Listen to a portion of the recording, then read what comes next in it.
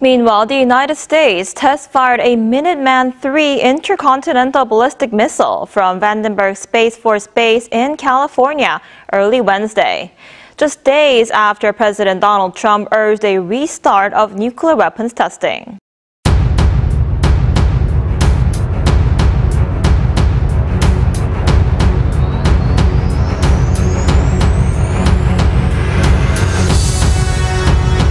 Isa na namang nakagugulat na balita ang sumambulat matapos i-anunsyo ni Trump ang pag-resume ng mga nuclear testing, bagay na ikinagulat at ikinabahala ng Russia.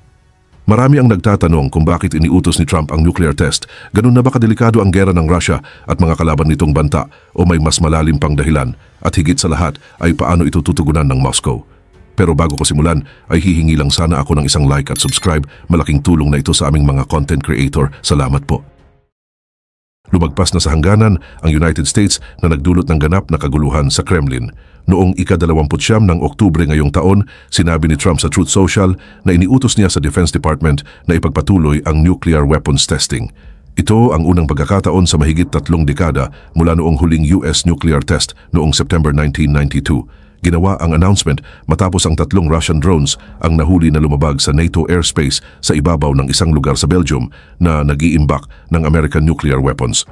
Ang Minuteman III ay isang advanced intercontinental ballistic missile na kayang tamaan ng Moscow sa loob ng wala pang 10 minuto.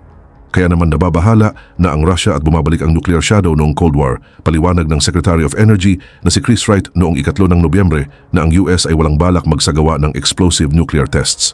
Hindi naman naniniwala ang Russia dito.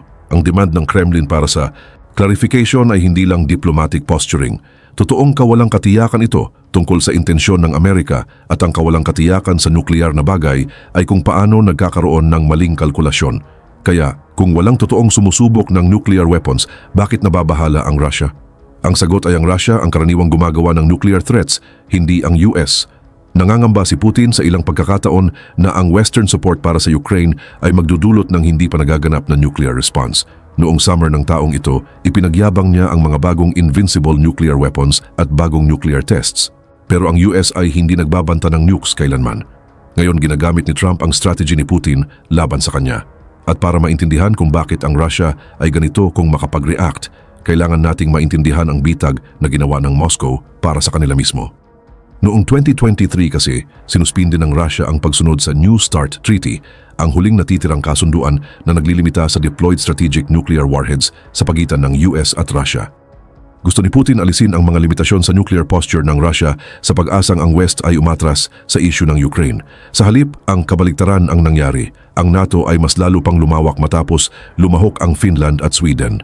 Tumaas ang military aid para sa Ukraine at tahimik na sinimulang i-modernize ng United States ang nuclear arsenal nito habang pinananatili ang voluntary test moratorium mula noong 1992. Ngayon inanunsyo ni Trump ang pag-resume ng testing at ang Russia na sinuspinde ang mismong treaty na sana ay nagbigay sa kanila ng kaliwanagan tungkol sa US nuclear activities ay nangangailangang makuha pa rin ang kaliwanagan na iyon. Sa kabuuan, ang Moscow ang lumikha ng kawalang linaw, kaya ngayon natatakot ang Moscow sa banta na ito ayon sa Euro-Atlantic Security Leadership Group sa 2025 Munich Security Conference. 64 na dating opisyal ang nagbabala. Without practical steps para bawasan ang nuclear risks, isang conventional conflict na mauuwi sa nuclear catastrophe ay nagiging mas mataas ang posibilidad.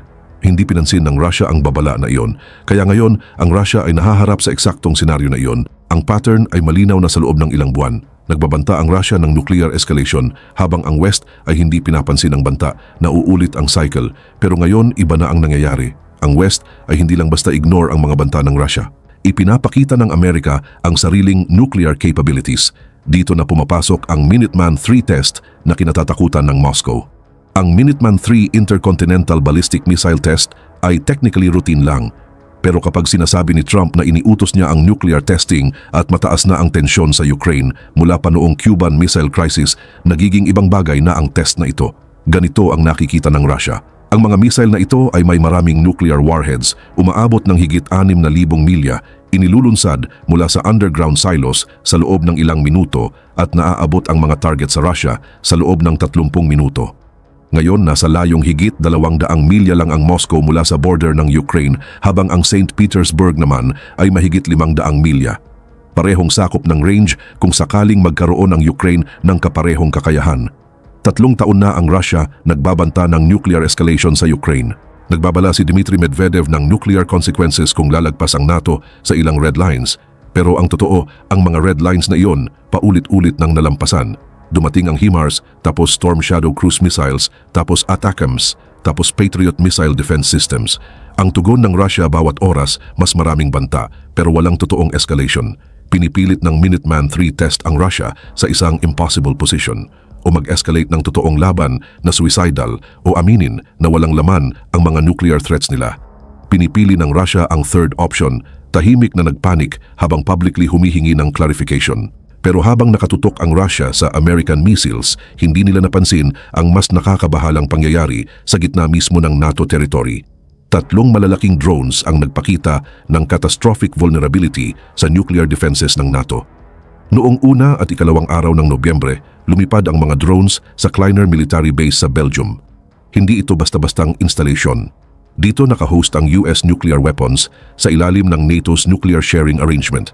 Ito ay mga American nukes sa European soil, supposedly under the tightest security imaginable. Sinubukan ng Belgian troops na intercept ang mga drones pero nabigo ang mga signal jammers, dumating ang helicopter pero huli na. Lumipad ang mga drones papuntang north, patungong Netherlands at nawala. Ayon sa RTL, kinritiko ng military analysts ang response ng Belgium bilang unprofessional. Isipin mo kung ano ibig sabihin nito. Isang NATO member na nagho-host ng American nuclear weapons, hindi kayang depensahan ang sarili laban sa drones. Yung kaparehong klase ng drones na ginagamit ng Ukraine para ma-strike ang malalim sa Russian territory. Para sa Russia, nagdudulot ito ng nightmare scenario. Ang mga insidenteng drone na ito ang nag-trigger ng massive NATO security review. Ngayon, pinapayagan na ang Belgium na i-shoot down ang mga drones sa military bases. Ina-upgrade ang air defenses sa buong Europe. Ang vulnerability na maaaring ginamit ng Russia ay unti-unting naisasara. Ang buong nuclear doctrine ng Russia ay nakabatay sa escalation dominance, yung ideya na pwede silang magbanta ng nuclear use at pilitin ang NATO na umatras. Habang nawawala ang credibility ng nuclear threats ng Russia sa battlefield, ang diplomatic position nila ay tuluyang bumagsak. Dapat ang Budapest Summit ang diplomatikong tagumpay ni Putin, pero ipinosisyon ni Trump ang sarili bilang dealmaker na pwedeng tapusin ang Ukraine war. Nag-usap sila ni Putin sa telepono, nag-push para sa ceasefires at publicly sinabi na gusto niya itong marisolba agad. Akala ng Moscow may Western leader na handang makipag-negotiate sa terms ng Russia. Tapos nakipagkita si Foreign Minister Sergey Lavrov kay US Secretary of State Marco Rubio sa ASEAN Summit sa Malaysia.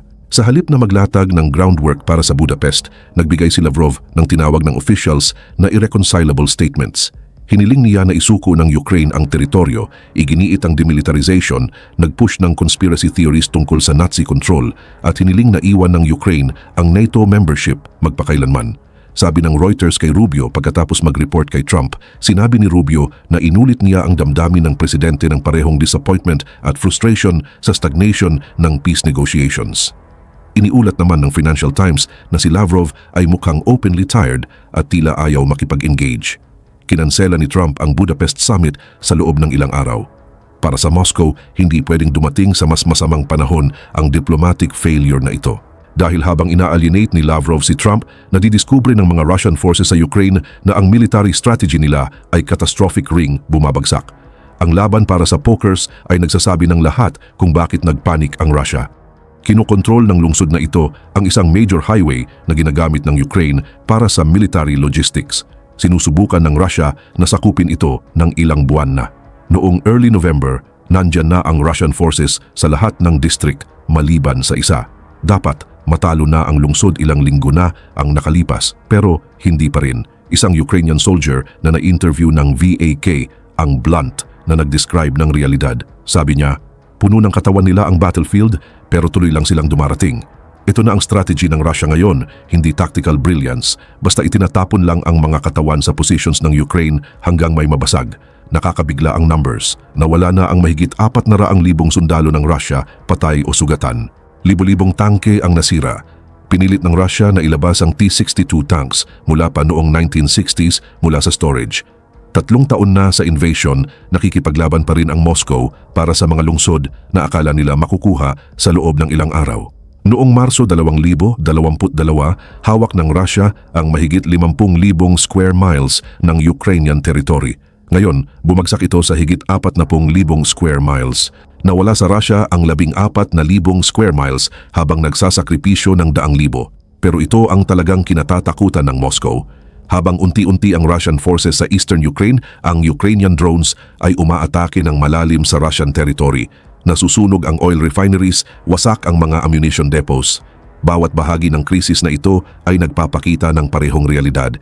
Pinasok ng Russia ang sarili sa isang impossible position. Sinuspinde ng Moscow ang New START Treaty para magkaroon ng leverage. Ngayon, humihingi ng transparency tungkol sa American nuclear activities habang tumatangging magbigay ng transparency sa sarili nila. Nangako ang Moscow ng nuclear escalation para itigil ang Western military aid. Hindi pinansin ang mga banta, dumami ang ayuda. Ngayon, nagko-conduct ang Amerika ng Minuteman III tests at pinag-uusapan ang pag-resume ng nuclear testing at hindi alam ng Russia kung seryoso ba ito o bluff lang nila sa Moscow. Sa diplomatikong aspeto, ina-alienate ng Russia ang isa lang Western leader na pwede sana magbigay sa kanila ng face-saving exit. Ngayon, umaasa sa North Korea at Iran ang Russia para sa ammunition. Nahaharap ang Russia sa unprecedented labor crisis. Sinusunog ng Russia ang reserves para punduhan ang digmaan na hindi nila kayang manalo habang ang economy ay bumabagsak dahil sa sanctions. Kaya ano ba talaga ang nangyayari sa mga nuclear testing claims na ito? Ito ay strategic signaling. Ang statement ni Trump, kahit walang totoong explosive testing, fundamentally binabago ang laro. Ang demand ng Russia ng clarification, iyon ay takot, hindi lakas. Ang prinsipyo na hindi pwedeng manalo sa nuclear war at hindi dapat lumaban ay ni-reaffirm noong Enero 2022. Nagiging threatening ang Minuteman test kung saan dapat routine lang ito.